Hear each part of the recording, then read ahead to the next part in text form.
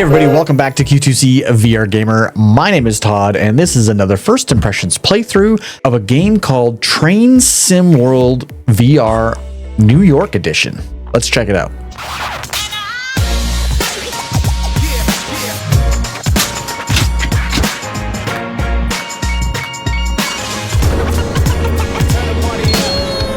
So the idea behind Train Sim World VR, I'm just going to call it Train Sim World from now on, is you become a train operator of the MTA's M3A and M7A trains that are apparently popular in the New York area. The game starts you off in a tutorial, which is pretty handy because as soon as you jump in, I had no idea what I was doing.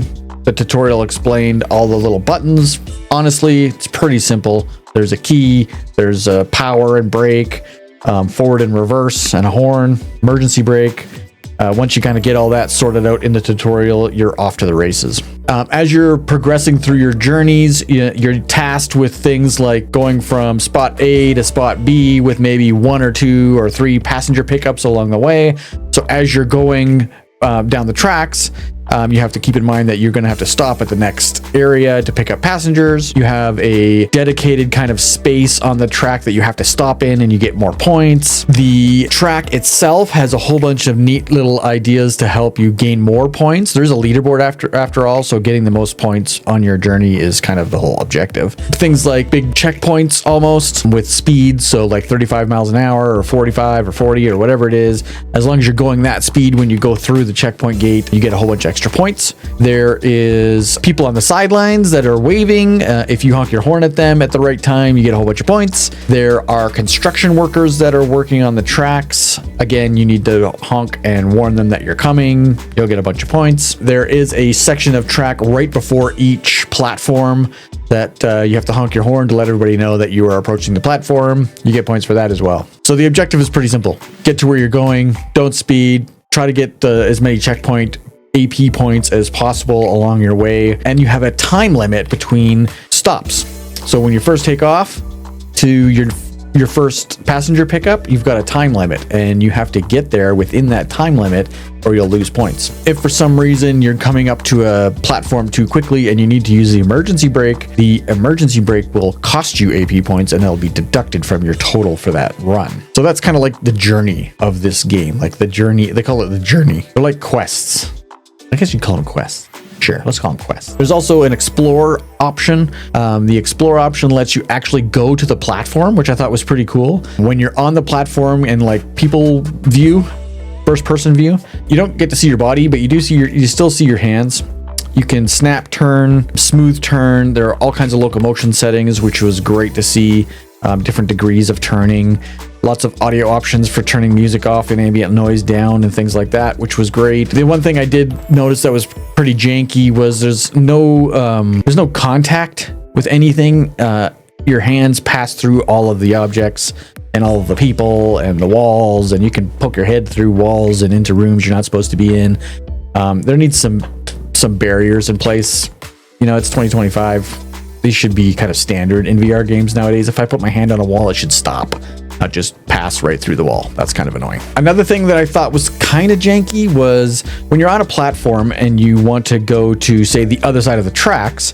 In most of these areas, there's a bridge or maybe a tunnel system that takes you just from one platform down underneath the track and up onto the other platform or over the platform on a bridge.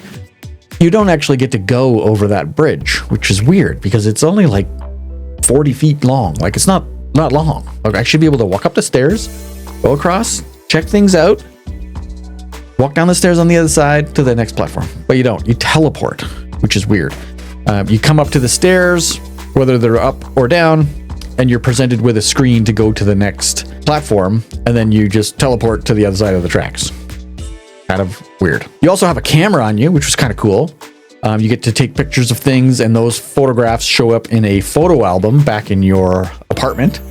That was neat. The camera's a little janky from when I played. You just kind of grab it off your chest to use the viewfinder and then take a picture with your trigger button. But as soon as you grab it off your chest, it takes a picture, which was weird. So I always had to throw out the first picture and then line up the picture I wanted to take, and then it worked fine. And it's a Polaroid, so then you shake it and the picture develops If you let it go, it zooms back into your apartment into a photo album. More on the photo album later. Also on these platforms is a map. On the map, it lets you pick other platforms so you can go and visit those platforms as well, which I thought was kind of cool. Not only do you get to visit these platforms in the train as the conductor, but you get to visit them as a passenger. That brings me to the next point. You can actually get on the train as a passenger at one of these stops. It took me a while to find one that had a train, but once I found one, you get a little teleport circle on the ground. You jump into that and you hop into a seat on the train, which I thought was cool as hell. You cannot move seats, which is unfortunate. But you can look out the window and look down the aisles and things like that. I was able to use my camera while in the train and take pictures out the window, which was cool. All those pictures also shows up into your photo album back in your apartment. When you get to the next stop, you get a little button that you click on in order to get off the train. You don't actually get up and walk off the train. Kind of a missed opportunity there, I think, as well. But nonetheless, you get to ride the train. While you're on these platforms or exploring all these different platforms, there is kind of hidden objects. I think there's 20 at the moment, or 19, something like that. At the moment, I think I found 5 or 6 so far, and they're kind of hidden in plain sight, but some of them are pretty hidden. Coffee cups, water bottles, statues, train trinkets. I found like an old lantern, and I found a statue of the Empire State Building, all kinds of weird things. So that's kind of cool that there's that other element of, okay, now I have to go in and I have to find everything. It's like Pokemon. I need them all of them. That brings me back into the apartment. So in your apartment, you walk around and you can teleport around or free roam around. The free roam speed is extremely slow and was very frustrating. So I used teleport so that I could walk fast throughout the platforms or maneuver better in my apartment. The movement speed of free motion needs to be sped up a lot. Or give me a run button. I should be able to thumb click and run. All of the items that you find, all the hidden objects, are displayed on your bookshelves, and there's all kinds of shelving units and stuff like that in your apartment. They are just kind of randomly put in these spots, and you cannot move them, which I thought was kind of odd as well. I was hoping to be able to decorate my apartment my own way, but you cannot. So if you picked up the coffee pot or the coffee cup and you wanted to put it on a different shelf, as soon as you let it go, it goes right back to the spot that it was in before. Near the bookshelves is a radio. Super cool. Push a button, turn it off. Push a button to turn it on. Thought that was kind of neat because everybody knows I don't like in-game music. I find it very annoying most of the time. And in this case, it was, so I turned it off. If you could change the channel on the radio, that was cool. But other than the on and off button, your hand just goes right through the radio. So weird. Beside that is the photo album. So you're taking pictures on all your adventures as a passenger on the train, taking pictures of people, taking scenic pictures. I wish I could take pictures from the bridges between the tracks as the train's coming by. That would be super cool. But alas, you cannot climb on the bridges. You can take the pictures out of the photo album and look at them. Kind of neat. You let go of them. Unfortunately, they disappear. I don't know where they go. They don't go back to where they were. And there are pages in the photo album that you're supposed to be able to flip to see all of the pictures that you've taken. And I only got it to flip once.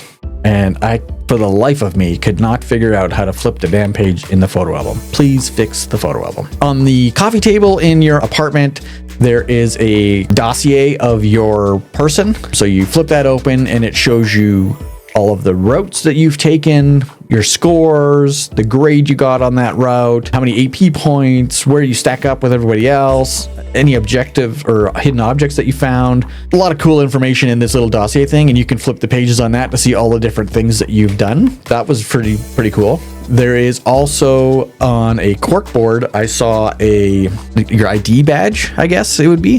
That was pretty neat, and it actually showed me and my avatar and my name and everything, and how many runs I've done, how far I've traveled. I think it even had like my max speed, how many hidden objects I've found, a whole bunch of information, which was really neat as well. In your apartment is where you get the big television kind of interactive TV thing.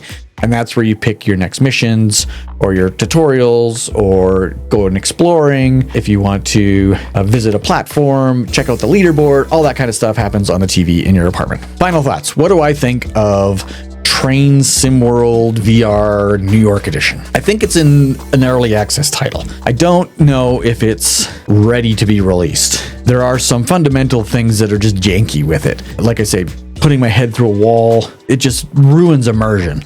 Not being able to touch things drives me mental. I even found a picture at a train station of the Statue of Liberty that was just floating in the air, like 2 feet from the wall that I think it was supposed to be attached to, not on a stand. It was just kind of hovering in the air. Totally immersion breaking. The avatars were broken. They're very generic. They look like, you know, run-of-the-mill, like a Unity pack avatar or something like that. Some of them were so janky, in fact, that they had clipped through the floor of the platforms, and all I could see was the tops of their heads, which made for some good role-playing, but was extremely weird. The game's cool. If you're into trains and model trains, things like that, I think you're probably going to get a kick out of this. Like, I did enjoy driving the train, you know, doing my speeds to match the checkpoints, honking my horn at all the right spots to get the most amount of points. All that stuff was very engaging, and I had fun doing it. I totally did. I had fun. But the amount of janky stuff kind of takes away from all that, and it kind of ruins the level of immersion that you're kind of expecting from a sim game. When I think sim game, I think a lot more freedom, a lot more sandboxiness in the sim. This is really a simulator, but not like a sim world. I wouldn't call it a sim world by any stretch. You don't get to change anything. You just get to drive the train. I don't know. Those are my thoughts. Let me know what you think in the comments. Is Train SimWorld VR New York Edition on your radar? If it wasn't, maybe it is now. Thanks for watching, everybody. Give me a thumbs up if you liked the video. Subscribe to the channel if you haven't already, and we'll see you on the next one.